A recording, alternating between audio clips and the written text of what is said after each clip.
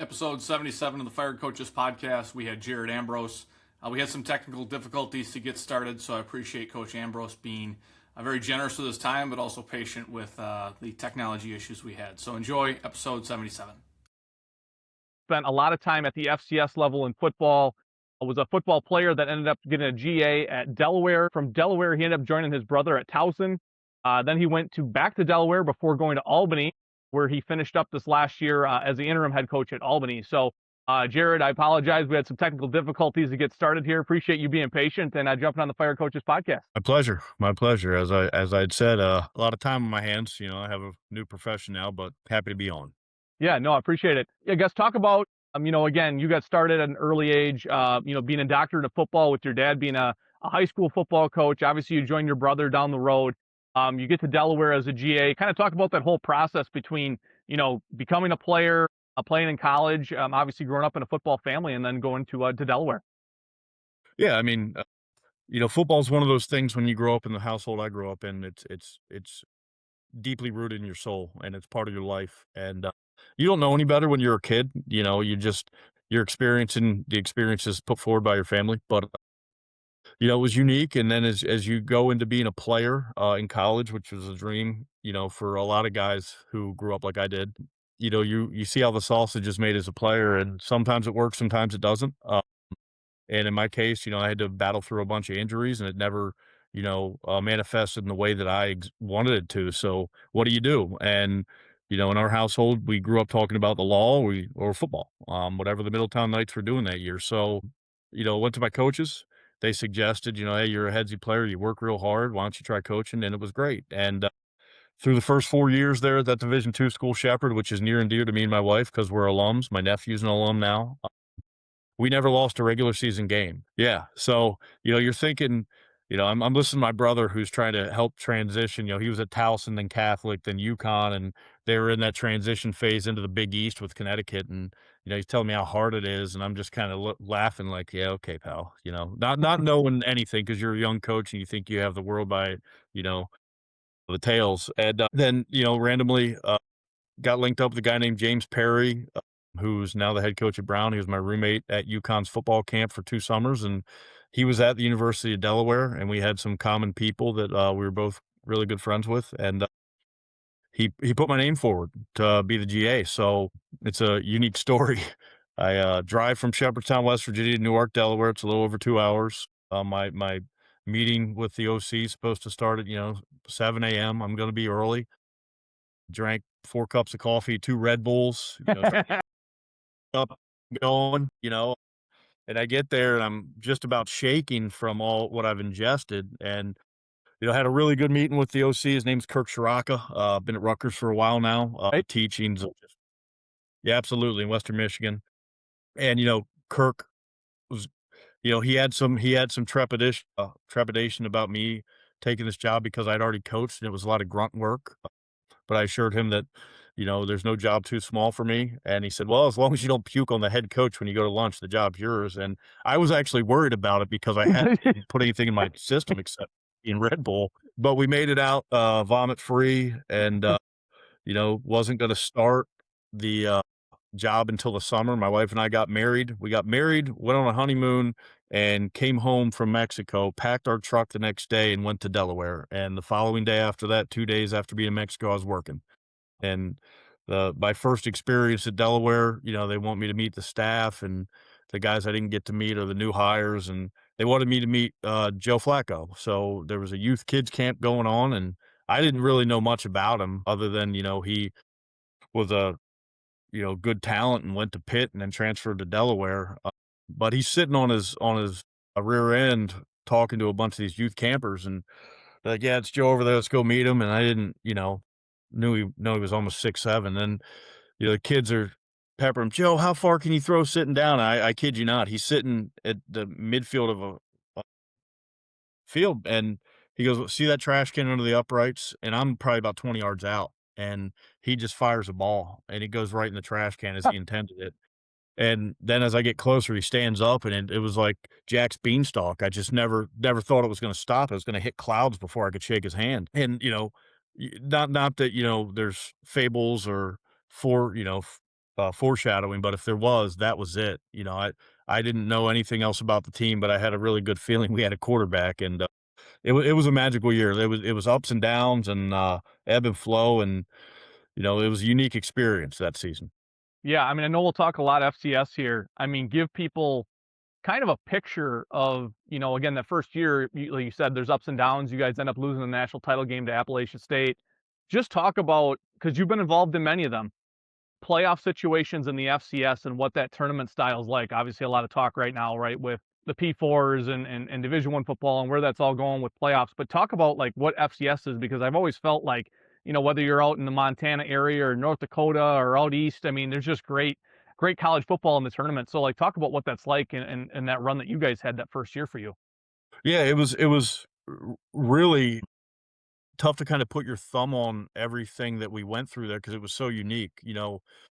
We limp into the playoffs because the last week of the season, the crux of Delaware football for now until the end of time will be Villanova University, and we were 6-4.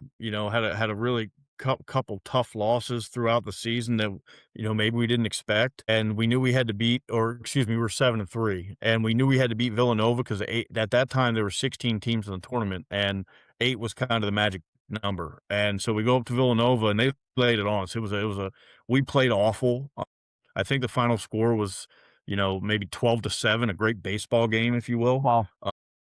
And Selection Sunday is the next day. So as a team, we have to go up in Newark and go to Klondike Kate's and watch the selection show. And there wasn't a lot of optimism that we were going to make the tournament at 7-4. There really wasn't. And I think a large part of why people thought that we would make it was because of Joe. And, you got a marquee player like Joe Flacco, that tends to shift a lot of the fans or ADs who are on the selection committee. So they announced that we were in.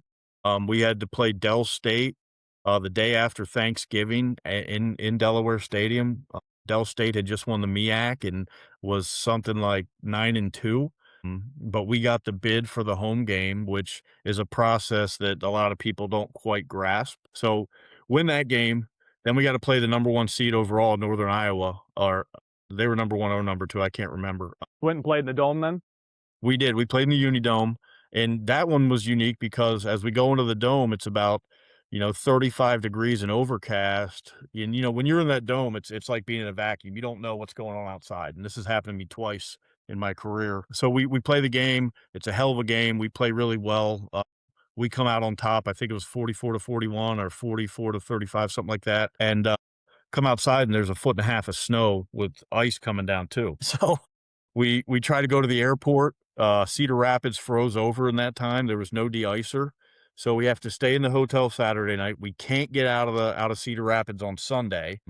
Thankfully, the team we were slated to play in the semis was Southern Illinois in the same conference as Northern Iowa. So myself and the other GA have to, figure out how to drive a sedan back to the Unidome to try and get film because we have none of our servers or any of the computer stuff then, and we had just gone from VHS to digital. And they reluctantly give us DVDs on Southern Illinois. We had to call the NCAA because they were conference, Yeah. Yep. And we wind up starting our game planning in Delaware then, and in Iowa then. And so we wind up getting home Monday night, quick turnaround to get back out to Carbondale the next Saturday. Carbondale, ironically enough, is where my brother's father played. So I had never been to Southern Illinois, just heard about it. And we wind up beating Jerry Kill's Southern Illinois team in a really tight game to go to the national championship. And then we go down there into that buzzsaw, which was Appalachian State at the time. They had Armani Edwards and Dexter Jackson and, a whole slew of guys. That was around for the Bengals for a while. That was around that same time that they upset Michigan, right? That was the same year. Yeah. And I distinctly remember watching that game, and it was a battle. And, Coach Kill Coach Moore did such a good job building that App State program up. And, one of the dubious honors I have in my career is that I have lost 2 national championships to 2 teams that were each going for their 3rd consecutive national title. So it's a dubious honor, but it's mine alone, I believe. I don't think anybody else has been on the opposing sideline for that. But that you look at all of the stuff that we went through in that first year at Delaware in that tournament. You get stuck in a hotel for 2 extra days. You get short weeks. We had our server break before the Northern Iowa game. We had to watch film off of DVDs, which I know a bunch of the older coaches will be like, I remember when had the 16 millimeter. Yeah, I watched film off 16 millimeter with my dad too. So it's a tournament unlike any other because there is as much as people try to plan to make sure that teams aren't over traveling and whatnot, there's no way around it. You Yeah. don't know who's going to win any given night, and the selection process is not perfect, but nothing is, and it's just a unique experience. No, I think it's awesome. I mean, again, playing home games up until the championship. I mean, just the way that a tournament should be played out, where it's true. You know, I feel like grassroots of the way that football should be played when you're going to like playoffs, no different than what a high school level or things would be like. So basically, what you're telling me is that Villanova is the only team that could stop Joe Flacco. Then, Yes. yeah, and yeah, State.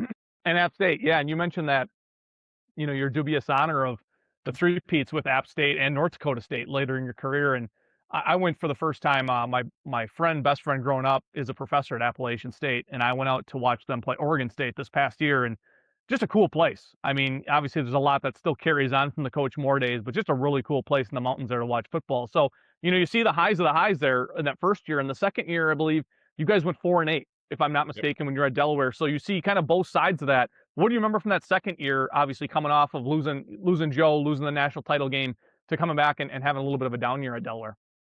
Yeah, I mean, it was one of those things where we knew we had a lot to replace offensively. Obviously, you lose a first round draft pick quarterback, that hurts in any college team. In this day and age, it's a little bit less of a blow because of the portal, and you might be able to, if you're Oregon, you might be able to get past Dylan Gabriel and get Dante Moore, even though he's already there. But you understand the gist. Yeah.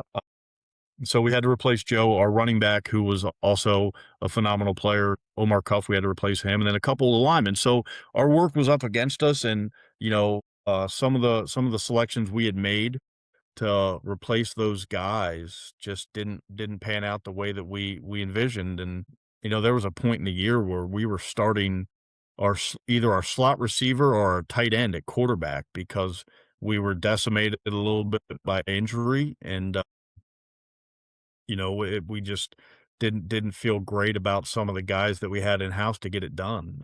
And it was like I told you, I had never lost a regular season game, then went to a national title as a coach. So going 4-8 to me was the most foreign thing in the world.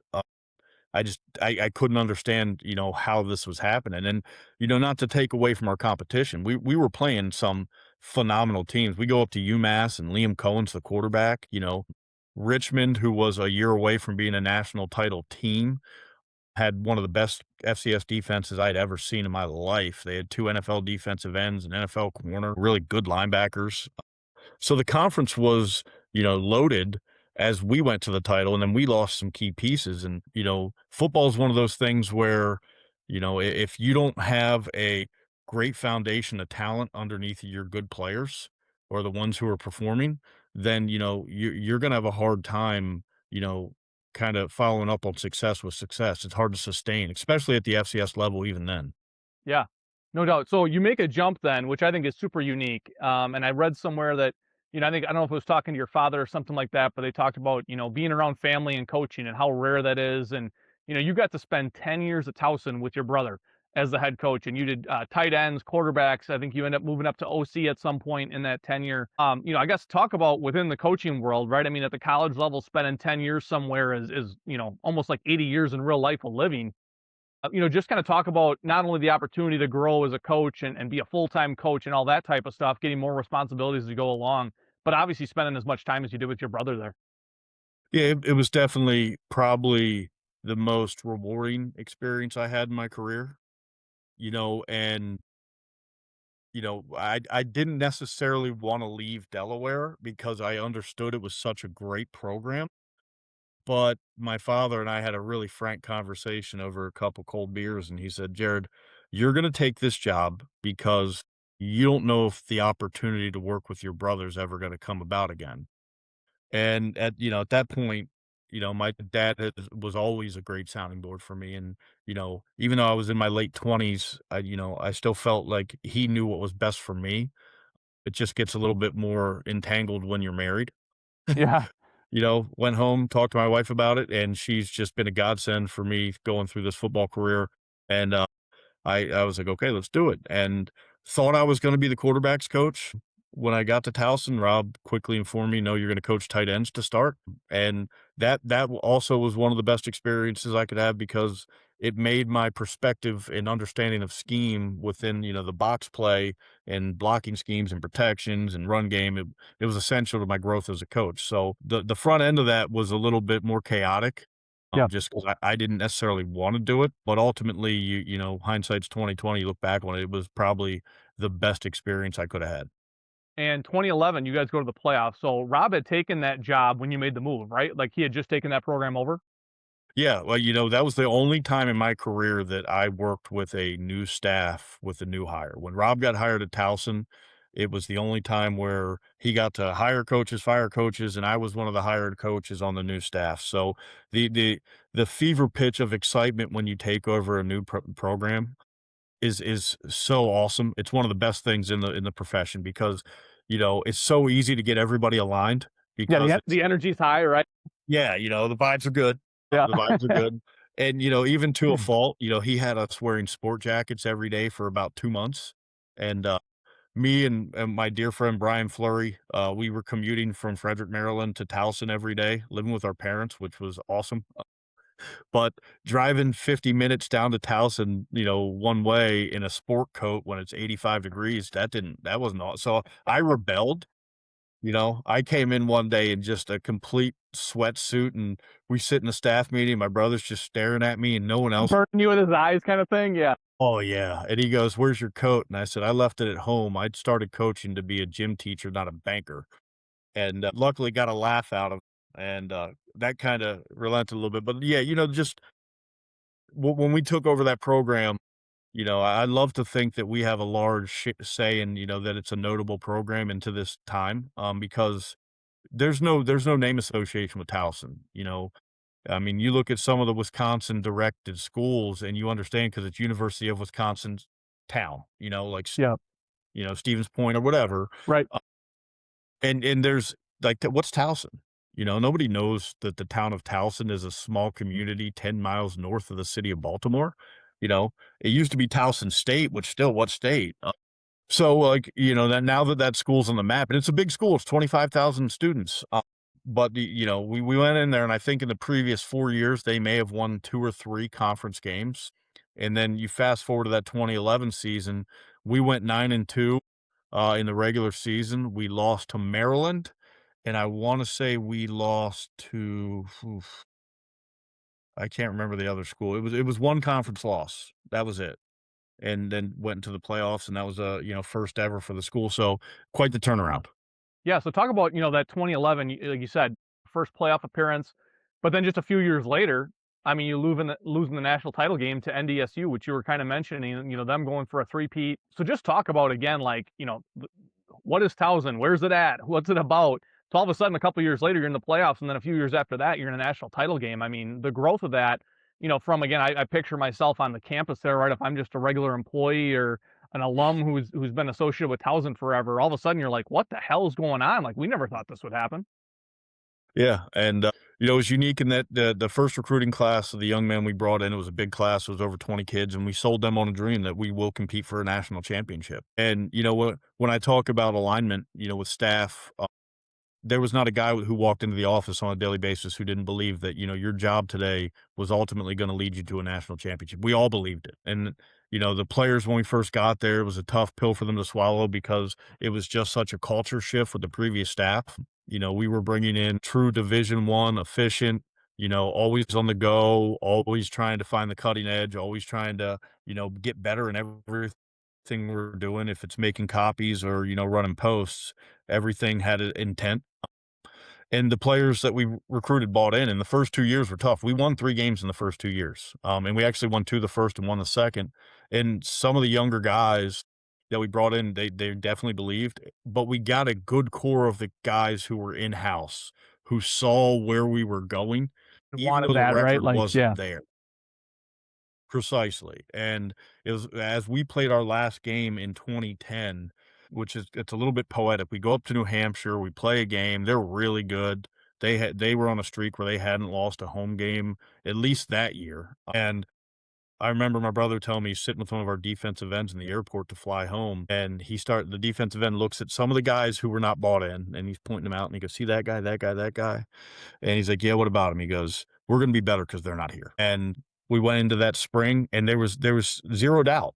There was 0 doubt as we finished that fall into the spring of 2011 that, we have the talent to win. We also were blessed that a guy showed up on campus named Terrance West, who wound up being arguably the best FCS running back to ever live. Just showed up 2 days after Thanksgiving saying he wanted to play for us, and, we'd seen him at Fork Union Military Academy, the previous year, and he'd been selling shoes in a mall in Baltimore, so we're like, "Let's go," and, as a freshman, scored 29 touchdowns, so, Wow. sometimes, there's divine intervention, sometimes timing's everything, but we really did a good job, developing a true culture and a foundation. We didn't go shingles down, we went concrete up, and it worked.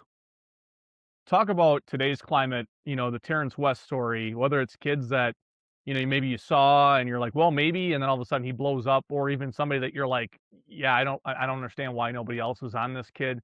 I mean, is it still possible now? Again, I know NIL and portals change everything, but still getting kids and having them, even if it's just for a year, is that still a possibility at the FCS level, do you think? I actually think the time is now at the FCS level.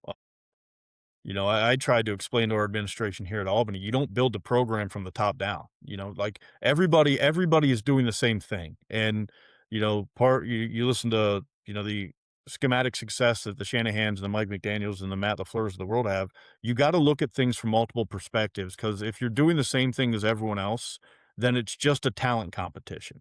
And who's got the best players? And you're not always going to have the best players. So, everyone else is taking from the portal right now and getting war chests of NIL, which there's got to be some of that because the roster turnover is significant at this level. But there's never been a better time in the history of college football for a 1AA FCS program to get really good high school talent, because just the Power Four group of 6 schools, they're combing over the transfer portal so much, they're just not taking enough high school kids. So, in my warped perspective, I guess, I wanted to really build the inside of my program from inside out with really good defensive linemen, really good offensive linemen, the positions you need to develop. And really by year 2, 3 of what would have been a tenure of mine, have guys who have been with me for 2 and 3 years that drive the culture, that are physically developed, that, if I get a kid for 3 years and I've developed it and then he goes to wherever, great, you know? Conversely, when I was at Albany, I recruited a guy who had only been playing football for 2 years in Canada. He's 6'8". He was a hockey guy, great balance, but our roster was the way it was. He had to start as a true freshman in 2022, starts as a true sophomore in 2023, comes to me after that season, says, "Coach, I've already played 2 years. I think I can transfer to the Power 4 level. I need to develop. I've been playing too much. I didn't get a year to develop." So he winds up going to Cincinnati, and he'll probably and he was off the field this past year. He was redshirting just like he thought he would. And he'll probably start for 2 years and probably play in the NFL. He was right. But, because we had built the roster from the top down instead of the bottom up, that development, that stick-to-itiveness, your ability to hold on to a player is less when they have tape. But as far as the Terrance West of the world, I mean, I talked to him 2 weeks ago. He said, "Man, I would have never left Towson. Even if it was right now, I wouldn't have left. I found success. I knew I was going to be drafted. Like, why leave?" It's a shame because those are not a shame, I shouldn't say, but that message is kind of needed for a lot of kids too, right? Where you're in a spot where, hey, we have continuity of the staff. I'm growing, I'm developing, as opposed to maybe, and again, right? I understand everybody's situation is different. If you can get paid, you can get paid. But to go, I mean, you see how many of these, whether it's FCS players or even mid-major type players that are going and transferring to a P4, and they're a shell of what they were at the last place, right? Because they're bringing in all these different guys, and all of a sudden you never hear of the guy again, right? And so yeah, maybe he got 250,000 or whatever he got, but it's a shame because that legacy and the opportunity to build something, the connections you have and everything. But I guess that's me on the front porch screaming at the clouds there. So, you go back to Delaware after working with your brother from 2019 to 2021, working with Danny Rocco there. Talk about getting back to Delaware. I mean, again, you guys got another playoff run there in 2021 in that spring season, CAA championship. Again, it seems like there's a lot of success that seems to follow you along with your career. So just talk about getting back to Delaware and having more success with making those playoffs during the 21 season. Yeah, I would never claim to credit myself for any of that because it's such a collective effort to have success in football. It takes so many people and it takes, great alignment, great organization. I know Walk had mentioned, the organization of Danny Rocco, which is unparalleled. I don't care if you're at the highest level of the NFL or the lowest level, college or high school football. Danny Rocco is hands down the best organizer I've ever been around. Planning, organization, he sees around corners, things that you never imagined, which, definitely helped me in my limited little time as a head coach. And what and, But, and I know I didn't really expand a ton on with Coach Wackenheim on that, but you know, give us just one perspective of like what the organization is. That just a practice? Is that the way that again, just fundamentally he sees you coaching something? Like what is the organization that? Because again, he spoke obviously very highly about that as well too. it is the structure and that you employ as an entire program. When you're gonna show up to the, workout, how long meetings are, how long practice is, how practice is structured, Just when you're gonna everything's down to recruit. a T kind of thing. Just Yeah, and, we there's no doubt about it. We worked our tails off there, but, Danny was so organized that, you take the family aspect into it. Our families all appreciated it, while we may have worked more hours than most staffs, our wives and our kids knew exactly when we were not gonna be at work. So there's some freedom in that, yep. you can plan ahead. And, my wife, I don't know, she's a planner. She likes to, set up a meeting to make a plan for the planning for the plan, And while I joke and I don't, I love her to death, Danny gave us the freedom to do that. So, it was always one of those things where I appreciated, his commitment to that role as the head coach and organizing everything because it allowed me to do my job better. It's interesting you say that too, because I remember when I was coaching, there was a coach I worked for where you had the practice, let's say it was 4 to 6 p.m., right? And sometimes it'd be 6:15, sometimes it'd be 6:30. And I could see that within the players, like there was a loss of trust there. Because Mhm. again, right, like whether it was homework, whether it was a club they were in, whether it was just them getting back to their room, they had plans too. And even though they're young kids, it may not seem as important as adults, but like constantly doing that time and time and time again, it's like you're losing trust with them by going outside of those time limits, I guess, per se. Yeah, and we're all human, and most of us function in our best capacity with a routine. And Coach Rocco's routine, at times would drive guys crazy, but they didn't know they were improving in so many facets of their life because it was so organized. And there was never a moment where anybody in our locker room thought Coach Rocco doesn't know what's going on. I've been involved with programs where guys are like, "What the hell are we doing?" Because, it's a ship with a sail and no rudder. And if the guys don't, know where they're supposed to be, when they're supposed to be there, how they're supposed to be doing it, or what the expectation for that task is, they feel like they're not getting coached. They feel like they might be getting cheated. And, then disdain creeps in, then division creeps in, and then, you're managing things that aren't the sport, you're not coaching, you're hurting. Yeah, and I talked to Coach Wackenheim a little bit because obviously he was coaching at VMI at that time. You guys had a great spring season, Mm. and in the fall, I think you went 5-6. You had a crazy amount of injuries, Yep. uh, and all of a sudden, you guys are done. You're gone again. Just coming off a playoff run in the spring, and now in the fall season because you had that double dip with COVID. You guys are gone. I mean, just talk about what a wild experience that was in terms of hey, we just had some success in the spring. We're coming out of the craziest time in the world that no one has ever had a playbook or being able to figure out. And now we go 5-6 and we're done just like that. Yeah, I mean, it was one of those things where personally, it was the first time that I truly had disdain for the structure of college football. And I know that might sound bad and awful, but I don't coach anymore. So you do what you're asked to do. You look at some of the other schools that opted out of playing games or playing a season in that spring year. And we decided as a program, Coach Rocco and our administration, that, hey, we're going to represent the conference, and you want us to play, we're going to play. You tell us where to go, when to play, we'll play in a junkyard. We don't care. And we did it. And, we ran into a buzzsaw of South Dakota State, which a lot of people do, and made it to the Final Four, and people were excited about Delaware football again. But, that sort of cut both ways. We had to go get ready for training camp 2.5 months later, and every single one of my starters on offense was hurt. I had a couple guys, lost my tight end for the year. Couple guys were going to be, my quarterback was hurt.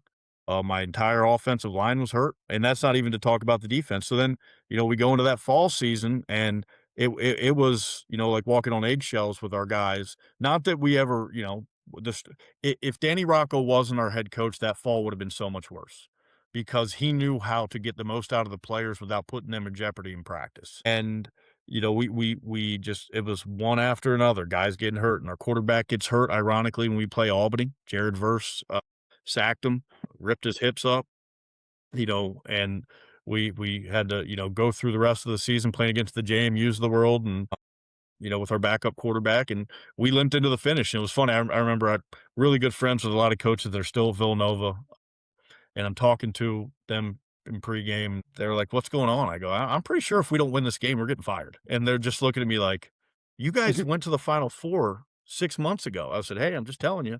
And sure enough, we don't get a 2-point conversion to end the game, to lose by 2 points to Villanova. They win the conference outright. We would have been 6-5. And I just had an eerie feeling walking out of the stadium. I think if you'd have won that, you guys would maybe save your job, or was it just at that point maybe, or hard to say? Hard to say. I think, to be quite frank, the administration, had made a turn from being an athletic supporting unit to a private equity unit, and they had made their mind up that they wanted to move on from Coach, which is unfortunate because I think he's one of the best in the business. And, there was nothing we could do. And it was a really shady turn of events how it all went down. They quarantined us in a room. Coach Rocco wasn't in there. They pulled him out. They let him go. We didn't get to see him. We're walking out of the room. We have no idea what's going on. He sees me in the hallway between his office and the bathroom because they just fired me. And I, what? What do you mean they just fired you? He goes, "Well, what'd you hear?" I was like, "I had nothing. They locked us in the team meeting room." So it was a really peculiar experience. And, there were some things promised to a lot of us there that weren't followed through on. And it was the first time, like I mentioned, I was disdainful for the structure of college football. Everyone says, "Well, you know what you're getting into." Yeah, but my kids don't, my kids don't. And my wife does, but, they put a bunch of people in jeopardy for no good reason. I'm myself and that staff, we have championship rings from the same year on the ring that we got fired, which is kind of peculiar. Well, and again, you bring up a lot of great points there with, I think back to, the basketball and the NBA bubble that happened. And it's like those guys got more of a turnaround to rest in a sport of basketball compared to football than you guys did for training camp. And so how do you bounce back from that? And, do you feel, again, being in and involved as long as you were, and again, right, we all want to win. Obviously, every administration wants to win. Do you feel that over time, especially in your time in coaching, that the more, I guess, pressure or demand to win that has always been at the Division I level, that's gotten worse at the Division I level, at the highest level, has now 100% trickled into FCS? Or is that still school by school, where Delaware always had a great football name, and maybe it's more important there than it is at Towson, who has had moments, but, I guess, do you see that that's gotten worse over your time frame when you were in coaching, where the pressure to win and the expectation is like, this has got to happen now, even though the resources might not be there, or you're like, hey, all of our guys just gotten taken in the portal, like we got to reload here? Like, I guess, what are your thoughts on how that's changed over time? Or maybe it hasn't as much. Maybe it's just always been there. No, I think it definitely has. I think, what used to happen, from the top down, presidents would hire athletic directors who used to be coaches, and that was kind of standard practice. So when you have a coach who's, been through the trials of, a season, good and bad, there's a little bit of understanding of, well, sometimes, you're just not good enough, or sometimes, things happen that are out of your control. So I think that that's one thing. We've gotten away from hiring people who actually understand college sports, and a lot of times they're just fans who have never been even a college athlete or a college coach. Then it's a case by case. You look at the FCS, you could go Montana, Delaware, not anymore, but when they were Montana State, North Dakota The State. Dakotas, right? Yeah. Yeah, like there's intense pressure there to win because they've established themselves as, the mainstays that, a 9-2 season or an 8-3 season, that ain't cutting it there, Mhm. which, you're a victim of your own success a little bit. And then, the last thing is you got people who are getting into some of these positions. I was talking to my buddy a couple weeks back. I said, football coaches hire good football coaches, but the people who hire head coaches, look out. And some of these people just they want to hire people. Some of the ADs, they just want to be able to say, I hired that guy. So they feel like they're making their mark on a program, which, you know, I if you got a good coach, stick with them. And, in football, there's a level of continuity that needs to take place for growth to happen because there's just too many people, you know, and I would argue the same in basketball. It's a little different, if you bring in a guy who can defend and rebound, and you got a guy who can distribute the ball and a guy who can just light it up, you're probably going to have success. But that's 60% of your roster. In football, that would be 60 people coming in who can contribute, Right. or not 60% of your roster, but 60% of your starting roster. Yeah. It's a little bit different. So, yeah, I think the pressure's intensified because the world's gotten smaller. I think, private equity getting into sports is not a good thing because it's, making it a bottom line business when you're an educational institution, which is not a business. And then I think, the quality of athletic directors in this day and age has only gotten worse. There's a lack of understanding of what student athletes need, what coaches actually need to be, successful, and then, finding a happy medium with what you're able to provide. In a place like Delaware, there is no need for anything. You can have everything you want if the school's willing to give it. They Yeah. have the resources. No doubt. No, and I agree with you 100%, right? I think there's people that want to say, I hired that guy, right? That was my hire. But at the rate that ADs and even presidents and chancellors change nowadays, I mean, it's, whether the chancellor hires an AD so they can act as a puppet and make the decisions that they want to make from above, but have it through an AD, or, then somebody changes it changes as chancellor and AD, and then you get a new group come in. Well, they want to make a new hire, right? One bad season, and it's just this constant turnover. So you get out of Delaware, you go to Albany, you join Greg Gattuso there from 2002 to 2005. You guys again make playoffs again at Albany. Your OC there, your associate head coach, and then in this last year, right before the 2025 season, he leaves and it goes to Penn State, and you're named the interim coach. So kind of talk of just all the waves of that, of joining a new place you hadn't been before. You're promoted to associate head coach. You guys make the playoffs, and then going into this last season here in 2025, before it gets started, Coach Gattuso leaves, and then you're named the interim head coach, and just how that all kind of takes place. Yeah, when the Delaware thing happened, as Danny got let go, I knew I still wanted to coach. I still had a desire to do the job. I still liked working with young people. So I was on the phones constantly. I'd known that, Greg had recently let his OC go, but that wasn't my, where I wanted to go. I'd always had kind of spurned away from climbing into higher ranks throughout my time at Towson, just because, you know, I don't like moving my kids. I'm a father and a husband before I'm a coach. Coaching was a job of mine, not who I am. So, my son, who at the time in 2021, he was only 3, had already lived in 3 different homes. But I knew if I had to keep coaching, I had to make one more move at least. So interviewed, really quick phone call, Brett Pride, Virginia Tech. That didn't happen. Interviewed at Old Dominion with Ricky Ronnie. He hired somebody he worked for before. And then I was kind of left looking at Albany. The ODU thing wasn't closed yet, but, went up and visited Greg, thought it was, a decent spot. They'd had success in 2019. It was now 2021 going into 2022. So I knew that, there was a possibility for success there. Didn't know much about the roster, knew nothing about the area. And it was kind of, the last person at the dance standing. So took the job, went up there, knew we needed a quarterback. Our quarterback, the day I got hired, Jeff Underkoffler went in the portal. So what are you going to do? Brought in a kid from my hometown who had never played a snap of college football, a kid named Reese Poffenbarger. His grandfather and my mother were partners in a law firm, but he played on the same field I did, and I knew everything about him. I knew good, bad, and indifferent. So That 22 season, we have the greatest offensive statistic season in the history of Albany football, and large in part to the guys in-house and the coaches. And, we did a really good job. We could find a way to lose those games. We lost something like 6 games by a total of 17 points, Oh. and 3 of those games were by 1 point. Yeah, it was tragic. But, much like the Towson situation, we knew after that season that if we were willing to sacrifice and make a couple changes that we could have great success. So going into the 2023 season, a lot of returners, have a tough schedule. We got to play at Marshall, at Hawaii.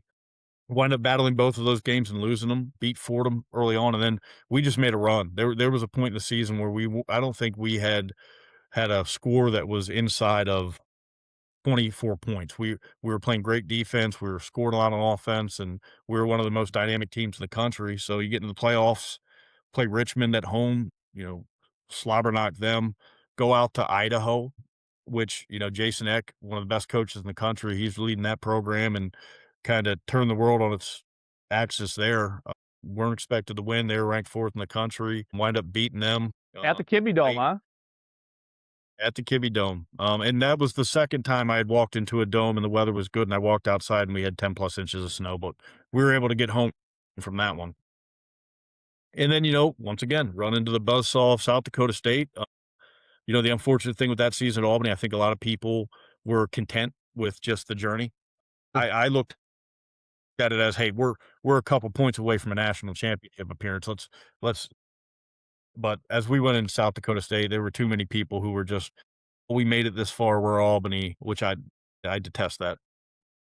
So yeah, that team got pillaged by the portal. The quarterback, who you'd think 2 years being an All-American candidate player from my hometown, he'll stay. He goes to Miami to back up Cam Ward. Defensive end leaves, which you knew he was going to leave. Lost a lot to graduation. It seemed like we just got crushed with no NIL war chest to combat anything with. We had $0 and 0 cents to try and recruit our guys back. And we limp through the 25 season. Team gets pillaged again. We have to bring in, 55, 60 new faces, and on signing day, and we kind of had our knowledge of it. Greg announced that he was leaving. Days prior, he told me and the AD. I met with the AD. He asked if I would, take the head coaching job. Well, he told me he would let me be the head coach. I said, I don't know if I want it. But I looked at all the other coaches on staff, and, I was the old guy. And that was the first time in my career. We had a bunch of young people with young kids that had only ever coached at Albany, that didn't have a network. And I said, well, if I don't take this job, they're all probably getting fired. They're going to bring in a coach that they want. And these guys helped us have success the last couple of years. So I said, yeah, I'll do it. And it was a cool experience to be able to say I was a head coach, but that's about it. We got crushed in the portal because, right then the portal reopened. 2 of our starting offensive linemen, when Greg left, didn't believe in the score of the administration and the timing of things, and they left. One went to Memphis, one went to Arizona. And it just trickled on down. And then we had 24 season-ending injuries that happened in games through the fall, and couldn't really get our feet under us. So it was ebbs and flows. You can't go back and change the past, but you can sit there and reflect upon it. And I felt like I did the right thing at the right time for people who needed me to do it for them. But hindsight's always 20/20. We I want to say I mean Division III college coaches that are I still stay tight with in a network, and we'll have this debate with guys that haven't been a head coach yet. Of like, hey, if you were presented an interim tag at such and such school, would you take it, knowing that you might never get a chance to be a head coach again? And to me, you mentioned the injuries, you mentioned obviously portal and NIL and not having any funds. I mean, looking back, did you kind of feel like, regardless how the season went, when you got the job, before the season even began and things like that, did you think like there's a legit chance here that I could be somebody who they would, recommend and keep in the future or things like that? Or did you feel like, I'm taking this, obviously you mentioned the assistants, right? They got young kids, they're here. If somebody else comes in here, everyone's going to obviously be gone, lose their jobs. Did you feel like, well, I'm going to do this more so for the good of everybody because I am the older guy in the room?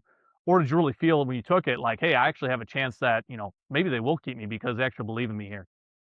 I thought on the front end the notion that 2 out of the 3 years I was there, they were the best statistical offensive season in school history, and with my track record of being able to win everywhere I've been, I thought they would say, "Okay, this is a tough situation. There's no doubt about it.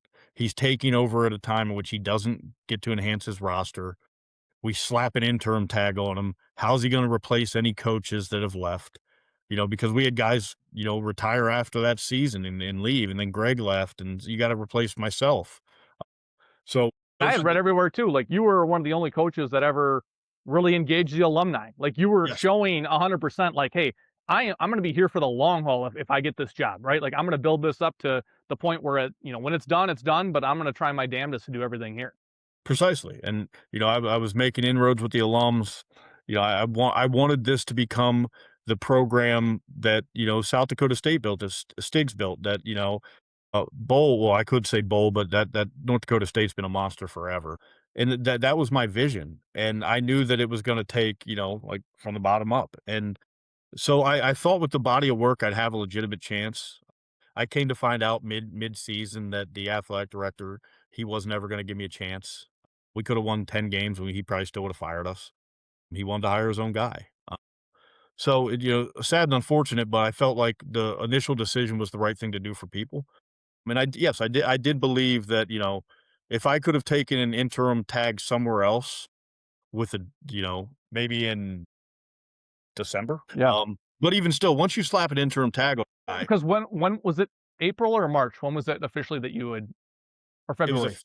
official in March. We Oh, knew March. we announced in-house on signing day that I was the interim head coach, but it came out to the world in March. And even still in those 4 weeks, the athletic director, when he would do interviews, he'd be like, "Well, we're doing a national search."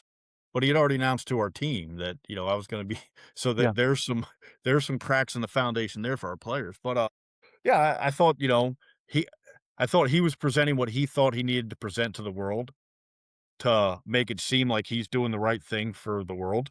But, yeah, I thought for sure body of work, success I've had there, development of players. I thought, yeah, they'll give me a legitimate shot, and then come to find out, nope, not happening. Well, and again, I think it was publicly stated. You can correct me if I'm wrong.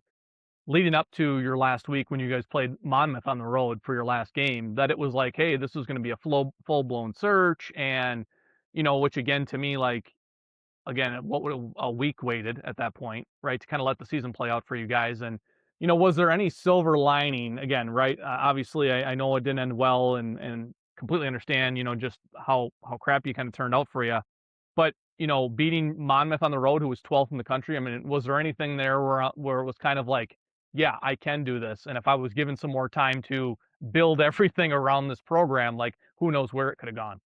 Yeah, 100%. And it was interesting. The Tuesday prior to that game, the ads came in to announce it to our players, and they lost their minds. I mean, they were like, you know, we had guys standing up saying, "You mean to tell me that some of us are never going to play college football again, and you feel the need to tell us you're firing our coach before our last game?" And they were pissed, to say the least, and they really rallied together, and they were mad at the AD. They wanted the AD gone more so than they wanted me gone if they wanted me gone. But yeah, I knew the whole time that given time, I would have been really, really good at this job.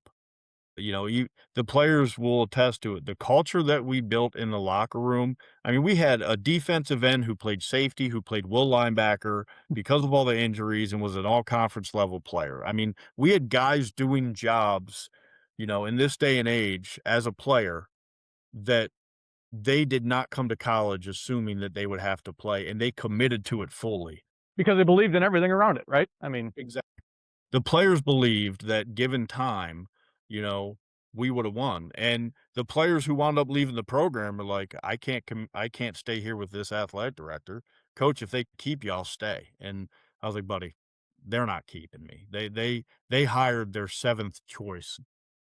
And I love the guy who they hired. He's a great human being, great coach too. But it was the seventh guy on the list. And that's how low they thought of me. is there any way, and I probably already know the answer to this, but I'm assuming it's got to be a fly by night. Maybe you get one season really good. I mean, with portal and not having an NIL, if you don't have one at your FCS level, is there any way to really compete consistently, or is it you might have one really good year, but to build it, I mean, again, like you mentioned, obviously, some of the names that you talked about with the Dakotas, and I know Illinois State obviously made a run last year, and there's all these different types of programs where you're like, okay, yeah, if you talk about no longer North Dakota State 'cause they moved up, but all these programs, right, that have been the mainstays. Is there any way to truly build it if you don't have an NIL in today's world in FCS? There is, there is, but you look at all the schools that are consistently winning. There's continuity. If you're going to flip flop your staff and your coaches, then you got no shot. Because it's like living in a stilt house in the Outer Banks of North Carolina. There's always going to be a hurricane coming every year, and it's just going to wash away your foundation. It's unfortunate, but the truth of the matter is NIL is coming into FCS football in a big way. There's two schools in the CAA right now that have over $500,000 annually for NIL, but they're using it in a way to create continuity, to keep their players, not to go buy new ones. Right. Which is converse to the Power 4 level. So yeah, there's a way to do it. It's just it takes continuity, and there's got to be top down commitment. Makes sense.